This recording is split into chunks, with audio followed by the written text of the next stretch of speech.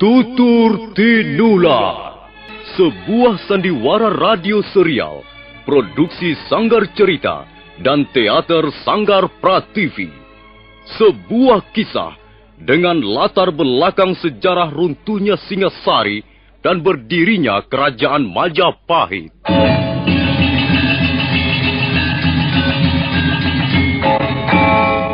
Kali ini mempersembahkan episode ke-10 dengan judul Pemberontakan Rangga Lawe.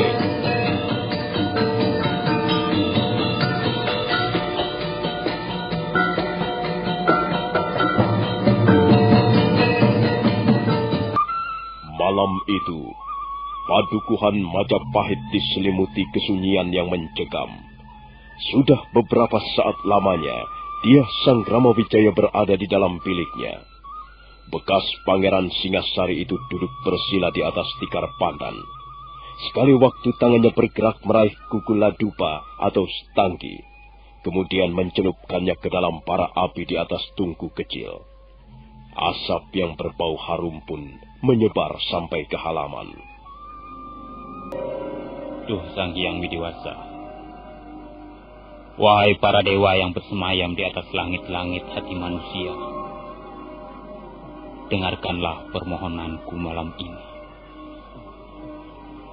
Malam ini adalah malam yang sangat menentukan bagi kami, orang-orang yang berjuang di atas panji-panji Majapahit.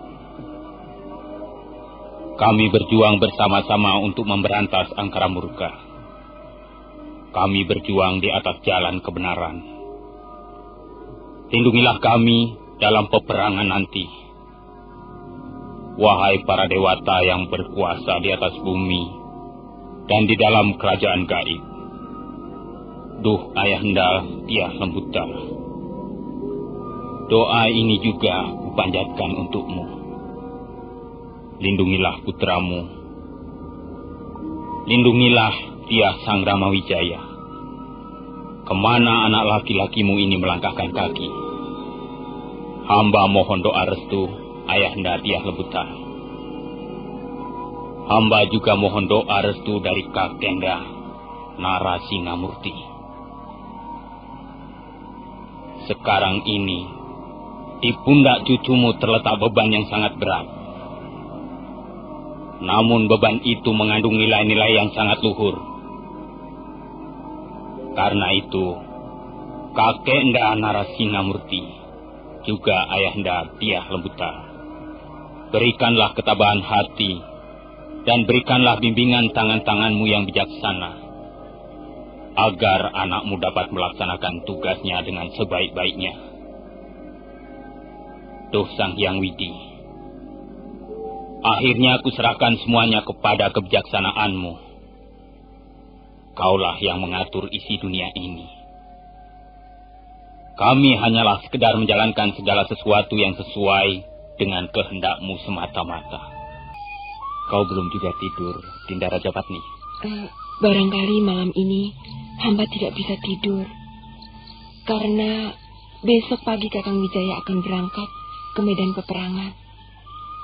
Hamba, Yunda Ratnya Paramita, Yunda Mahadewi, dan Yunda Tribuana akan mengadakan sesaji bersama-sama. Kami ingin menyajikan doa kepada para dewa dan arwah leluhur. Kami ingin Kakang Wijaya selamat dalam menjalankan tugas-tugas sebagai satria utama. Terima kasih atas pengertianmu, Dinda Rajapatni. Kalian berempat memang istri-istri yang baik. Kalian mengerti apa yang menjadi kebutuhan suami. Aku sangat berhutang budi pada kalian. Kakang Wijaya tidak boleh berkata begitu. Itu sudah menjadi tugas dan kewajiban kami, istri-istrimu. Dinda Rajapatni.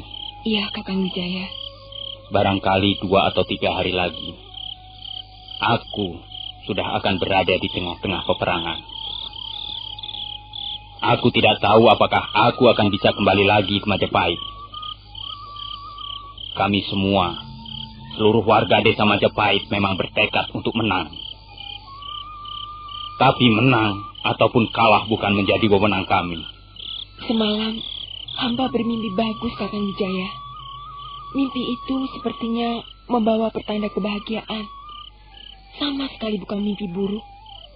Hamba terbangun dan merasa sangat lega setiap kali mengingat mimpi itu. Kau mimpi apa, Dinda Rajapatni? Hamba mimpi melihat bulan yang sangat bundar di atas langit. Warna bulan itu kuning keemasan. Bulan itu berenang, timbul tenggelam di dalam mega-mega tipis. Mendadak, bulan itu bersinar terang. Kemudian, perlahan-lahan jatuh, bagaikan tergelincir di angkasa. Pada saat itu, hamba melihat Kakang Wijaya berdiri di atas padang rumput. Kakang Wijaya berdiri dengan tegak perkasa dalam pakaian keprajuritan. Selanjutnya, hamba melihat bulan itu jatuh di atas ubun-ubun Kakang Wijaya. Kemudian lenyap. Hamba lalu terbangun. Oh, mimpi kejatuhan rembulan adalah mimpi yang bagus alamatnya. Iya, mudah-mudahan saja mimpi yang kau lihat semalam merupakan petunjuk dari para dewa. Merupakan pertanda baik bagi kita semua, Dinda. Hamba juga berharap demikian, Kakang Wijaya. Baiklah, Dinda Rajapatni. Kalau kau bersama saudara-saudaramu ingin membuat sesaji, silakan. Aku akan menemui Tuan Arya Wiraraja dan membicarakan sesuatu yang penting sehubungan dengan rencana penyerbuan ke kota Kediri nanti. Silahkan, Kakang Wijaya. Kami, istri-istrimu, akan selalu mendoakan keberangkatanmu ke medan perang nanti. Buni, Ada apa, Kamandano? bagaimana persiapanmu? Maksudmu? Barangkali kalau tidak ada hambatan, malam ini juga kita berangkat meninggalkan Majapahit. Aku sudah siap untuk berangkat, Kamandano. Aku tidak membutuhkan persiapan terlalu banyak. Pasukan asing itu harus segera diusir dari bumi Kediri. Demikianlah tekad yang sudah dicanangkan oleh Gusti Sanggrama Wijaya. Pasukan asing itu telah merampok kemenangan kita. Mereka telah mengambil apa yang bukan menjadi hak mereka. Itulah sebabnya kita harus berperang untuk merebut apa yang menjadi hak kita. Iya, aku sudah siap untuk bertempur sampai titik darah penghabisan. Aku rela menyerahkan nyawaku untuk Majapahit. Aku tidak ingin mengecewakan ayahanda banyak kapuk. Ya, sekalipun sekarang ini ayahanda sudah tiada. Tapi aku tidak ingin mengecewakan beliau. Aku ingin menjadi anak gadisnya yang baik.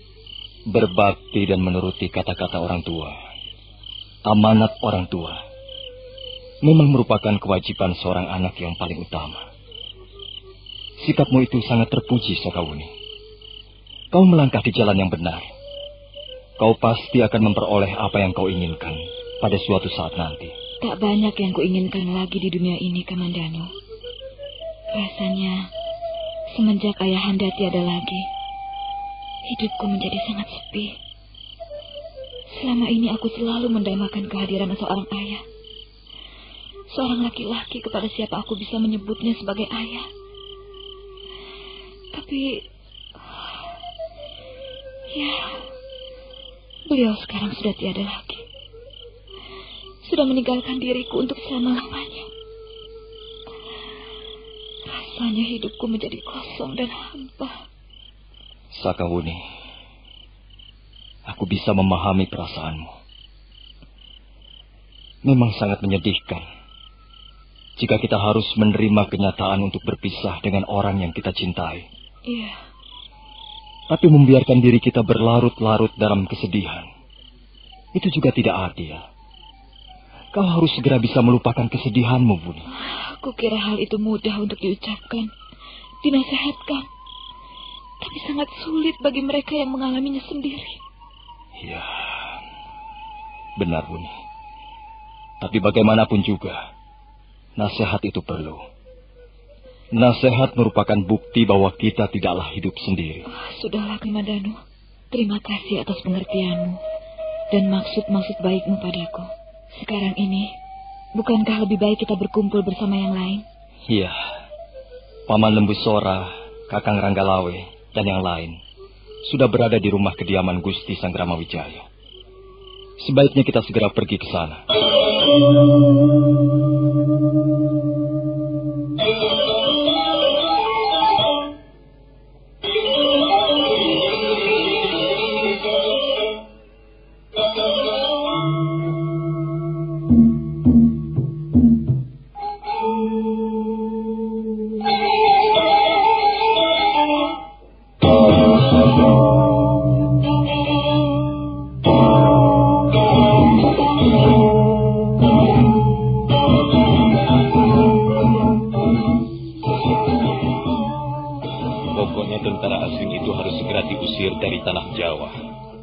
Lebih cepat lebih baik.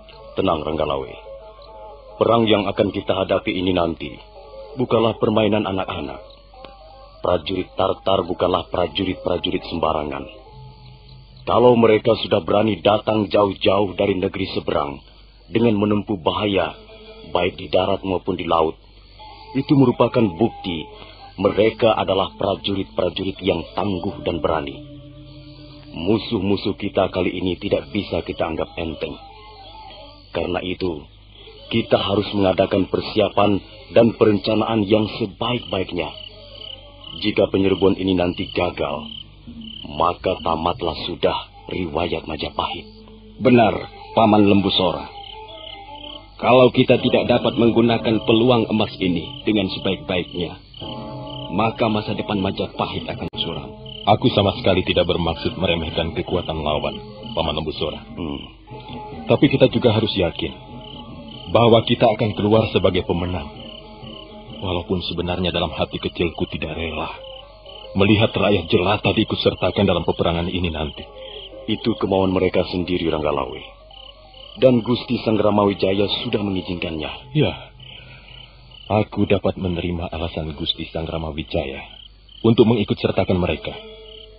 Memang, tiap warga negara yang baik pasti akan merasa terpanggil untuk membela kehormatan negerinya. Tapi kata-kata Ramapati sungguh tidak mengenakan telinga. Ramapati menganggap rakyat sama sekali bukan manusia. Kukira orang yang bernama Ramapati itu sama sekali tidak tepat untuk menjadi pendamping Gusti Sangramawijaya. Ia terlalu berdarah dingin. Sudahlah, Ranggalawe. Pada saat-saat seperti sekarang ini, tidak baik kita membicarakan keburukan teman sendiri.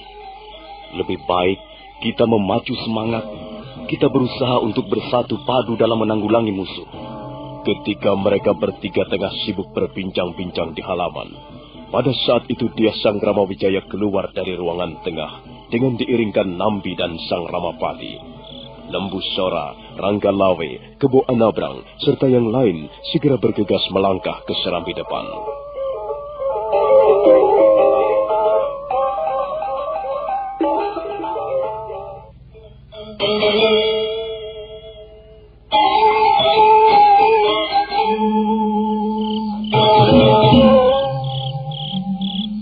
Kukira kita semuanya sudah berkumpul dengan lengkap di ruangan pendopo ini.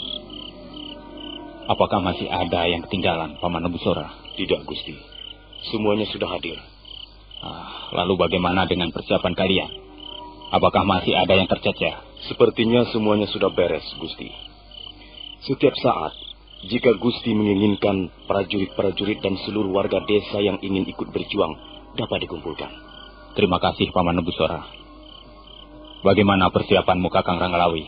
Semuanya berjalan dengan lancar, Gusti. Pasukan pemanah, pasukan berkuda, pasukan pedang, laskar tombak ataupun laskar-laskar yang lain sudah siap menerima perintah Gusti untuk bergerak ke kota Kediri. Syukurlah kalau begitu. Sekarang marilah kita dengarkan pengarahan langsung dari Tuan Arya Wiraraja. Tuan Arya Wiraraja, silakan Tuan. Terima kasih, Gusti. Seperti yang sudah hamba kemukakan beberapa waktu yang lalu, rencana penyerbuan ini akan diawali dengan Adi Lembusoro dan Ronggolawe yang menyamar sebagai putri-putri boyongan. Mereka akan dikawal dengan 200 orang prajurit.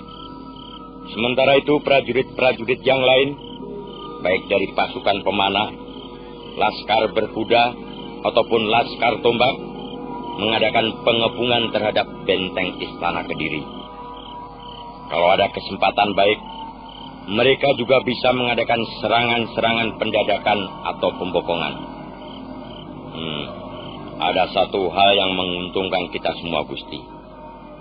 Seperti yang sudah dilaporkan para telik sandi, pasukan Tartar sekarang ini sedang mabuk kemenangan. Mereka pasti akan lengah begitu mendadak kita mengadakan penyerangan. Dan kita tidak perlu menunggu terlalu lama, memberi kesempatan mereka mengadakan perlawanan. Tetapi serentak bergerak. Tugas masing-masing prajurit adalah membunuh musuh sebanyak-banyaknya. Lalu kapan sebaiknya kita berangkat, Tuan Arya Wiraraja? Kalau memang semuanya sudah siap, kita bisa berangkat malam ini juga, Gusti. Tapi sebelumnya, kumpulkanlah mereka di tengah-tengah lapangan rumput, supaya Gusti Sanggrama Wijaya sendiri langsung bisa memberikan pengarahan sekadarnya. Di samping itu, juga Gusti harus bisa menumbuhkan kepercayaan diri dan semangat berjuang mereka. Baiklah. Sekarang kumpulkan mereka semuanya di atas lapangan rumput, Paman Lembusora. Sebentar lagi aku akan datang. Baik, Gusti.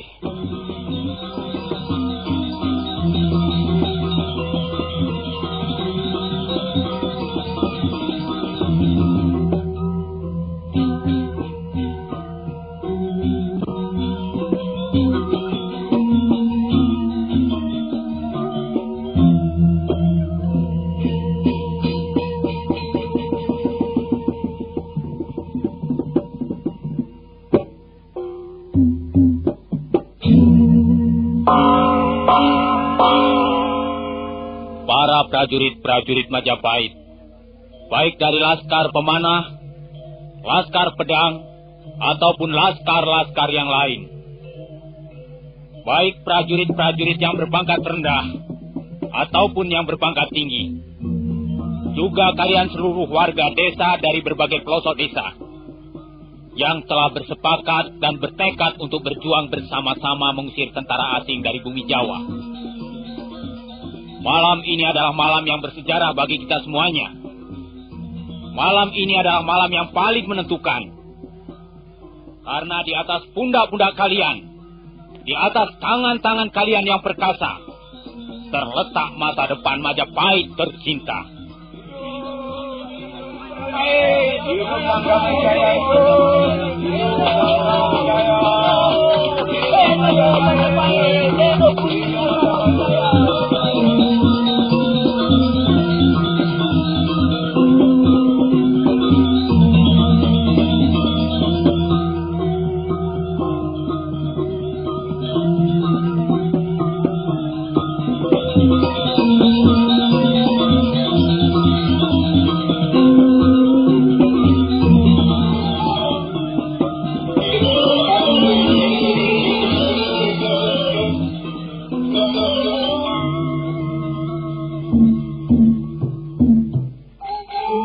Dengan perasaan haru dan bangga, Dyah Sanggrama Wijaya berdiri di atas sebongkah batu, menghadapi rakyatnya, menghadapi para prajurit-prajuritnya. Bulan muda mengambang di atas langit, angin dingin turun dari lereng gunung Penanggungan, menyusup di bawah pohon-pohon hutan tarik. Dyah Sanggrama Wijaya tengadah ke angkasa, seolah ingin meminta kekuatan dari para dewata.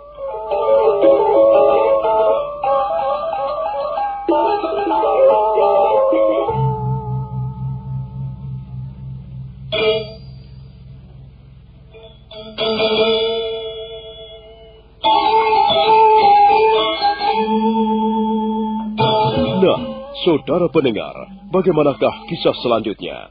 Silahkan menunggu seri berikutnya dalam episode Pemberontakan Ranggalawe ini. Sampai jumpa.